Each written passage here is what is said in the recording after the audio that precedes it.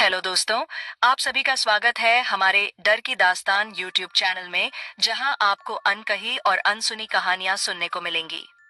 यह हमारी पहली वीडियो है। अगर आपको हमारी यह कहानी पसंद आती है, तो हमारे चैनल को सब्सक्राइब जरूर करें। तो शुरू करते हैं आज की यह कहानी, अंधेरी रात का साया। उत्तर प्रदेश के एक गांव के बाहर एक पुराना सुनसान घर था। उस घर के बारे में कई डरावनी कहानियां प्रचलित थीं। लोग कहते थे कि वहां एक भूत रहता है जो अंधेरी रातों में अपनी मौजूदगी का एहसास कराता है। कोई भी उस घर के पास जाने की हिम्मत नहीं करता था, लेकिन एक दिन एक नौजवान लड़का राहुल, जो शहर से अपने गांव आया था, उसने इस घर के रहस्य को जानने का फैसला किया। राहुल ने सुना था कि उस घर में कई साल पहले एक परिवार रहता था, लेकिन एक रात अचानक वे सभी गायब हो गए। कोई नहीं जानता था कि उनका क्या हुआ। लोगों का मानना था कि उन्हें किसी अज्ञात शक्ति ने उठा लिया था। राहुल ने एक अंधेरी रात को उस घर में जाने का फैसला किया। उसने अपने दोस्तों को बताया, लेकिन वे सभी डर गए और उसके साथ जाने से मना कर दिया। राहुल अकेले ही उस घर की ओर चल पड़ा।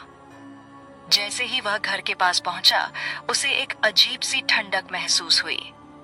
घर का दरवाजा धीरे से खुला हुआ था, जैसे किसी ने उसका इंतजार किया हो। राहुल ने हिम्मत जुटाई और अंदर चला गया। अंदर अंधेरा था, लेकिन उसे लगा कि कोई उसे देख रहा है। वह धीरे धीरे आगे बढ़ा और तभी उसने एक आवाज सुनी, एक बच्चे के रोने की आवाज। वह आवाज उसे घर के ऊपरी मंजिल की ओर ले गई। जैसे ही वह सीढ़ियों पर चढ़ा, उसे लगा कि कोई उसके पीछे है। उसने पीछे मुड़कर देखा, लेकिन वहां कोई नहीं था। फिर भी उसे लगा कि कोई उसकी सांसों को महसूस कर रहा है। ऊपरी मंजिल पर पहुंचकर उसने एक कमरा देखा जिसका दरवाजा बंद था। बच्चे के रोने की आवाज उसी कमरे से आ रही थी। राहुल ने दरवाजा खोला और वहां उसने एक डरावना दृश्य देखा। कमरे के बीच में एक पुराना शीशा था और शीशे में उसे अपनी परछाई दिखाई दी, लेकिन वह परछाई उसकी नहीं थी।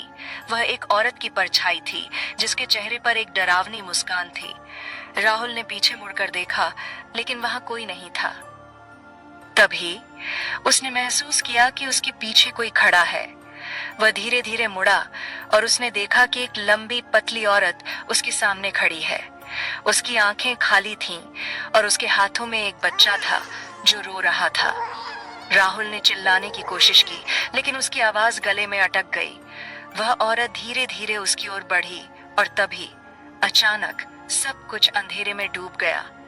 अगली सुबह राहुल का शरीर उस घर के बाहर पाया गया। उसकी आंखें खुली थीं और उसके चेहरे पर एक डरावनी मुस्कान थी। लोगों ने कहा कि उसने कुछ ऐसा देख लिया था जिसे कोई भी नहीं समझ सकता था। उस दिन के बाद उस घर को तोड़ दिया गया, लेकिन लोगों का कहना है कि अंधेरी रातों में वहां अब भी एक बच्चे के रोने की आवाज सुनाई देती है, और जो कोई भी उस आवाज का पीछा करता है वह कभी वापस नहीं आता। राहुल की मौत के बाद गांव में एक नई डरावनी घटना शुरू हो गई। लोगों ने देखा कि रात के समय उस टूटे हुए घर के आसपास एक अजीब सी रोशनी दिखाई देती है।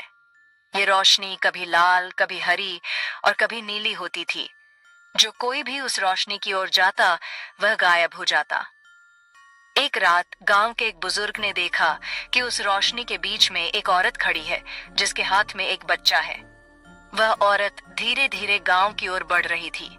बुजुर्ग ने गांव वालों को चेतावनी दी, लेकिन कोई भी उसकी बात पर विश्वास नहीं करता था। अगली रात गांव के कई लोगों ने सपने में उस औरत को देखा। वह उन्हें बताती थी कि वह अपने बच्चे को ढूंढ रही है और जो कोई भी उसकी मदद करेगा, उसे एक भयानक अंत का सामना करना पड़ेगा। धीरे धीरे गांव में लोग गायब होने लगे। हर रात एक व्यक्ति गायब हो जाता और उसका कोई पता नहीं चलता। गांव वालों ने महसूस किया कि यह सब उस टूटे हुए घर से जुड़ा हुआ है। एक दिन गांव के सरपंच ने एक साधु को बुलाया, जो भूत प्रेत के मामलों में माहिर था। साधु ने गांव आकर उस टूटे हुए घर का निरीक्षण किया। उसने बताया कि वहां एक शक्तिशाली भूतनी का वास है, जो अपने बच्चे की मौत का बदला लेने के लिए लोगों को मार रही है। साधु ने एक यज्ञ का आयोजन किया और उस भूतनी को शांत करने की कोशिश की, लेकिन यज्ञ के दौरान अचानक एक भयानक आवाज गूंजी और साधु का शरीर जलने लगा। साधु ने अपनी आखिरी सांस में गांव वालों से कहा कि वे उस घर को फिर से बनाएं और उसमें रहने वाले भूतों को शांत करने के लिए हर रात एक दिया जलाएं। गांव वालों ने साधु की बात मानी और उस घर को फिर से बनाया। हर रात वे वहां एक दिया जलाते हैं और तब से गांव में कोई भी गायब नहीं हुआ है। लेकिन लोगों का कहना है कि अगर कभी दिया बुझ जाए तो वह भूतनी फिर से लौट आएगी और इस बार वह पूरे गांव को नष्ट कर देगी। कई साल बीत गए और गांव वाले उस घर में दिया जलाने की परंपरा को निभाते रहे। लेकिन एक दिन एक नई पीढ़ी के लोगों ने इस परंपरा को मानने से इनकार कर दिया। उन्होंने कहा कि यह सब अंधविश्वास है और उन्हें भूत प्रेत में विश्वास नहीं है। उन लोगों ने उस घर को फिर से तोड़ दिया और दिया जलाना बंद कर दिया। गांव के बुजुर्गों ने उन्हें चेतावनी दी, लेकिन वे नहीं माने। अगली रात गांव में एक भयानक घटना घटी। आधी रात को अचानक गांव के सभी लोगों को एक बच्चे के रोने की आवाज सुनाई दी। वह आवाज इतनी डरावनी थी कि लोगों के रोंगटे खड़े हो गए। जो लोग उस आवाज की ओर गए वे कभी वापस नहीं आए। गांव के बच्चे अचानक गायब होने लगे और उनका कोई पता नहीं चलता था। लोगों ने देखा कि उस टूटे हुए घर के आसपास एक अजीब सी रोशनी दिखाई देती है और उस रोशनी के बीच में एक औरत खड़ी है जिसके हाथ में एक बच्चा है। गांव वालों ने महसूस किया कि वह भूतनी वापस आ गई है और इस बार वह और भी खतरनाक है। उन्होंने फिर से साधु को बुलाया, लेकिन इस बार साधु ने मना कर दिया। उसने कहा कि अब कोई उस भूतनी को रोक नहीं सकता। गांव वालों ने हार मान ली और वे उस गांव को छोड़कर चले गए। आज भी वह गांव सुनसान पड़ा है और लोगों का कहना है कि अगर कोई उस गांव के पास जाए तो उसे एक बच्चे के रोने की आवाज सुनाई देती है और अगर वह उस आवाज का पीछा करे तो वह कभी वापस नहीं आता। कई साल बीत गए और वह गांव पूरी तरह से सुनसान हो गया। लेकिन एक दिन एक नौजवान लड़की प्रिया, जो एक लेखिका थी, उस गांव के बारे में सुनकर उसकी जिज्ञासा जाग उठी। उसने फैसला किया कि वह उस गांव में जाएगी और वहां के रहस्य को जानेगी।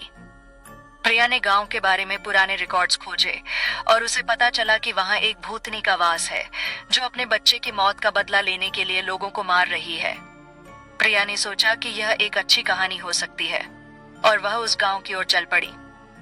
जैसे ही वह गांव के पास पहुंची, उसे एक अजीब सी ठंडक महसूस हुई। गांव का माहौल बहुत ही डरावना था। वहां कोई भी नहीं था सिवाय उन टूटे हुए घरों के जो अपनी डरावनी कहानियां सुना रहे थे। प्रिया ने उस टूटे हुए घर की ओर जाने का फैसला किया जहां भूतनी का वास था। जैसे ही वह घर के पास पहुंची, उसे एक बच्चे के रोने की आवाज सुनाई दी। वह आवाज उसे घर के अंदर ले गई। अंदर अंधेरा था, लेकिन उसे लगा कि कोई उसे देख रहा है। वह धीरे धीरे आगे बढ़ी और तभी उसने देखा कि एक औरत उसके सामने खड़ी है। वह औरत बहुत ही डरावनी थी। उसकी आंखें खाली थीं और उसके हाथों में एक बच्चा था जो रो रहा था। प्रिया ने चिल्लाने की कोशिश की, लेकिन उसकी आवाज गले में अटक गई। वह औरत धीरे धीरे उसकी ओर बढ़ी और तभी अचानक सब कुछ अंधेरे में डूब गया। अगली सुबह प्रिया का शरीर उस घर के बाहर पाया गया। उसकी आंखें खुली थीं और उसके चेहरे पर एक डरावनी मुस्कान थी।